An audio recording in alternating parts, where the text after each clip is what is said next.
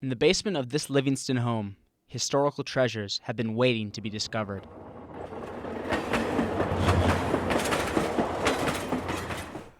I'm Warren R.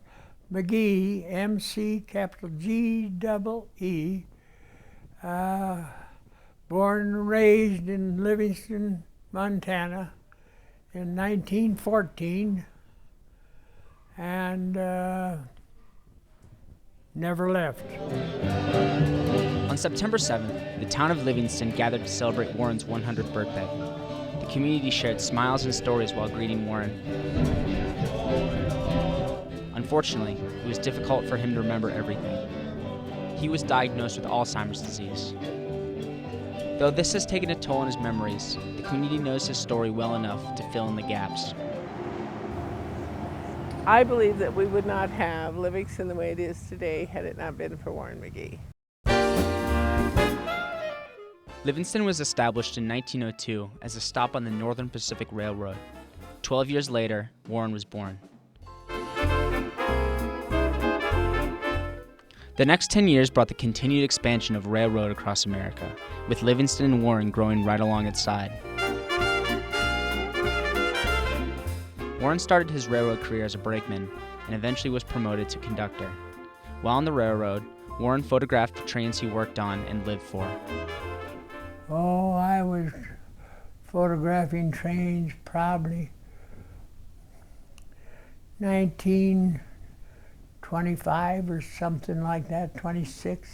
He always had a camera with him. I don't think I ever remember him without some type of camera, and everybody stop and let's grab a picture here or there or whatever. This was a hobby for Warren, and he was never paid for his photographs. He simply loved to do it. We are in the basement of Warren McGee's home, and in this area, as you can see behind me, is controlled chaos of all of his pictures of the many, many trains that he has taken photos of. This is a lifetime love of photography. Over a span of 8 decades, Warren has amassed over 40,000 photographs of railroad-related pictures. Some have been published in magazines, and some are on display at the Livingston Train Depot and the Montana Historical Society in Helena. Warren retired from the railroad in 1975, around the time that the railroad business was declining. Passengers were more frequently using cars to travel the country, and as a result, mergers of railroad companies began. Warren feared that because of Livingston's reliance on the railroad, the town might have to lose its historic train depot.